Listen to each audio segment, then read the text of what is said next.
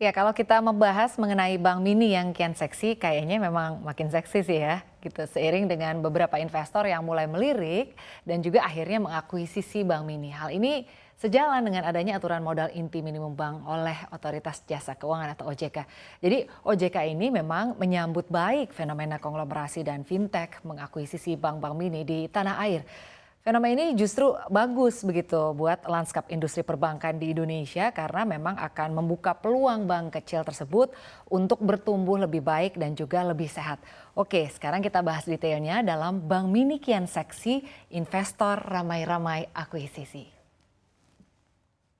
Ini kita lihat ya konglomerasi akuisisi Bank Mini. Jadi salah satu konglomerasi terbesar Indonesia dengan bisnis terdiversifikasi PT Astra International Tbk atau Astra kembali menambahkan perusahaan perbankan dalam portofolio bisnisnya yaitu 2 tahun ya setelah pasca melepas saham Bank Permata atau BNLI ke raksasa perbankan asal Thailand.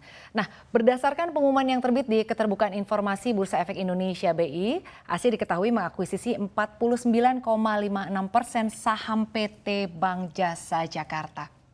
Akuisisi ini dilakukan melalui PT Sedaya Multi Investama yang merupakan anak usaha yang seluruh sahamnya dimiliki oleh ASI baik secara langsung atau tidak langsung. Nah, penandatanganan dari share subscription agreement ini antara PT Sedaya Multi Investama dengan PT Bank Jasa Jakarta dilaksanakan pada tanggal 1 Juli 2022. Nah, SMI akan mengambil bagian atas 1.138.088 lembar saham baru yang mewakili 49,56% dari seluruh modal yang telah ditempatkan dan disetor di PT BJJ dengan nilai transaksi sebesar 3,88 triliun rupiah.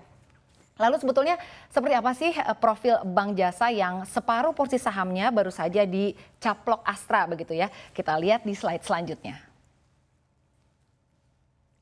Nah ini nih Bank Mini yang dicaplok konglomerasi. Jadi kalau kita lihat mengacu pada website resmi perusahaan gitu ya, Bank Jasa Jakarta ini sudah ada sejak 37 tahun lalu atau dikembangkan oleh keluarga Iskandar Widyadi sejak tahun 1984. Memang untuk melayani konsumen individu dan juga usaha kecil dan menengah atau UMKM. Nah, Bank Jasa Jakarta saat ini memiliki jaringan kantor yang terdiri dari 1 kantor pusat, lalu juga ada 11 kantor cabang, ada 2 kantor kas begitu ya.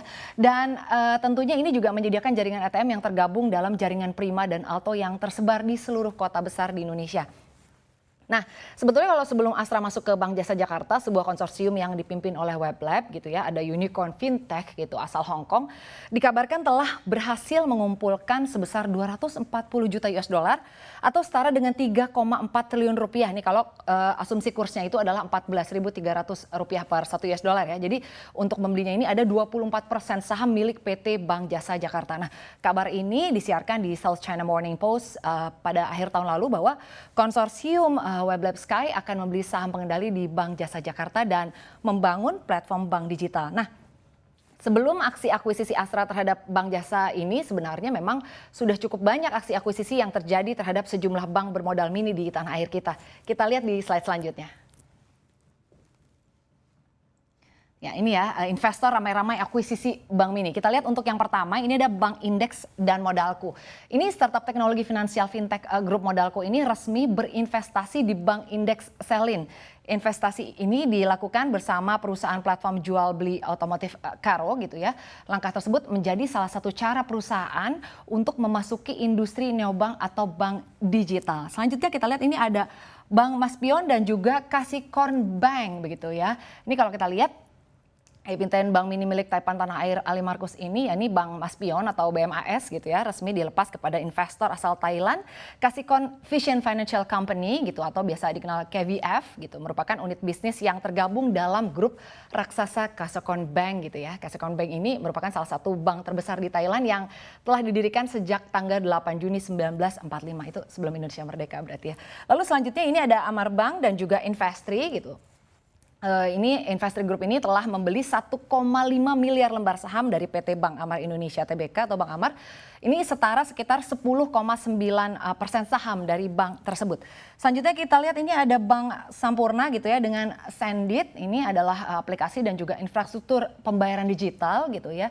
Dan Sendit ini telah resmi menjadi investor baru PT Bank Sahabat Sampurna atau Bank Sampurna. Dan Sendit menguasai sekitar 14,96 saham bank tersebut. Selanjutnya ada Bank Bisnis dan juga Finakel. Ini ada perusahaan induk dari aplikasi kredit online Kredivo yang juga telah resmi menggenggam 75% saham Bank Bisnis BBSI untuk masuk bisnis perbankan digital. Nah, ramainya aksi akuisisi bank ini tidak lepas dari informasi yang saya sampaikan di awal tadi ya, yakni soal aturan modal inti minimum bank dari OJK. Nah, kita lihat detail di slide selanjutnya aturannya ini sebetulnya seperti apa ya. Nah ini dia ya, aturan modal inti minimum bank. Jadi kalau berdasarkan POJK nomor 12 tahun 2020 tentang konsolidasi bank umum, ini mengatur modal inti dan juga skema minimum bank begitu ya. Kita lihat di pasal 8 gitu bahwa perbankan wajib memiliki modal inti minimum. Seperti kita lihat di sini gitu ya, untuk pada tahun 2020 ini modal inti minimumnya sebesar 1 triliun rupiah begitu. Untuk pada tahun 2021 ini sebesar 2 triliun rupiah. Lalu untuk tahun 2002 ini kita lihat ada 3 triliun rupiah. Ini sebetulnya alasan keberadaan POJK 12 ini adalah untuk mendorong konsolidasi dan penguatan bisnis perbankan. Jadi otoritas jasa keuangan ini memastikan begitu ya bahwa bank ini memang harus penuhi ketentuan kewajiban modal inti minimum ini yang tadi seperti sudah disampaikan ya bahwa 3 triliun di penghujung 2022. Nah ini dilakukan guna memperkuat industri perbankan sehingga terjadi peningkatan gitu ya terhadap perekonomian. Oleh sebab itu regulator telah merilis peraturan itu gitu ya bahwa ya tadi tahun 2020 tentang konsolidasi bank umum. Jadi aturan ini mewajibkan perbankan untuk memiliki modal seperti yang tadi sudah saya sampaikan gitu ya. Yang penting adalah di tahun 2022 ini adalah harus mencapai 3 triliun rupiah. Nah, Kepala Eksekutif Pengawas Perbankan OJK Heru Kristiana menjelaskan bahwa bila bank tidak mampu memenuhi aturan ini, bank bisa masuk ke dalam kelompok usaha bank atau KUB. Nah, sehingga bila nanti misalnya gitu ya terjadi masalah risiko maupun solvabilitas, maka sang induk harus siap untuk membantunya. Nah, selanjutnya kita akan lihat nih kondisi terkini dari modal inti sejumlah bank mini setelah adanya aksi akuisisi tersebut di slide selanjutnya. Ya ini kita lihat ya modal inti bank mini gitu. Kalau kita lihat ini ada Bank Jasa Jakarta kalau di kuartal pertama 2022 ini ada 2,1 triliun rupiah gitu. Untuk Bank Indeks ini kita lihat di kuartal pertama 2022 ada 2,01 triliun rupiah. Lalu juga ada Bank Maspion di kuartal pertama 2022 ini sebesar 1,29 triliun rupiah. Lalu kita lihat ada Amar Bank ini yang di kuartal pertama 2022 ini sebesar 2 triliun rupiah. Lalu juga Bank Sampurna di kuartal pertama 2022 ini ada 2,48 triliun rupiah. Dan yang terakhir ini ada Bank Bisnis yang sebesar 2,08 triliun rupiah di kuartal pertama 2022. Jadi kalau kita lihat berdasarkan laporan keuangan dan juga data yang diperoleh di kuartal pertama 2022, bank-bank bermodal mini ini masih di bawah ketentuan OJK yang menentukan sebesar 3 triliun rupiah. Namun untuk data 2022 ini kan memang masih berjalan ya gitu. Dan kalau saat ini masih kuartal pertama 2022. Jadi data yang kita muat ini mengacu kepada laporan keuangan terakhir yang sudah dipublish.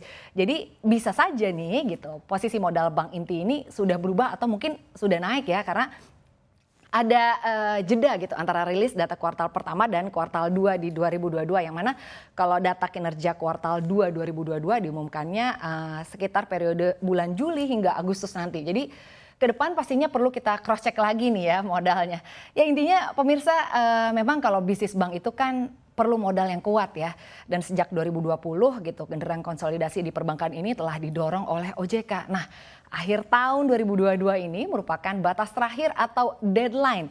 Jadi wajar memang ya kalau semakin banyak bank mini yang dicaplok gitu atau sebagian sahamnya dilepas ke investor baru untuk menambah modal.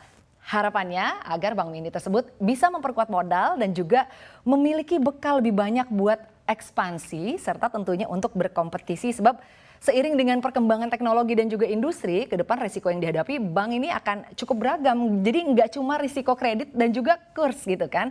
Apalagi kita juga jangan lupa nih, sekarang kita masih dihadapkan pada situasi pandemi yang memang belum berakhir gitu ya. Dan ini membuat situasi ke depan nih belum bisa terbaca jelas. Jadi yang pasti dengan modal yang lebih besar, harapan Bank Mini di Indonesia bisa punya kesempatan untuk berkembang lebih jauh lagi dan tentunya berkesempatan untuk bersiap naik kelas gitu ya, bukan tidak mungkin ke depannya menjadi bank yang raksasa gitu. Kita nantikan aja ke depannya akan seperti apa.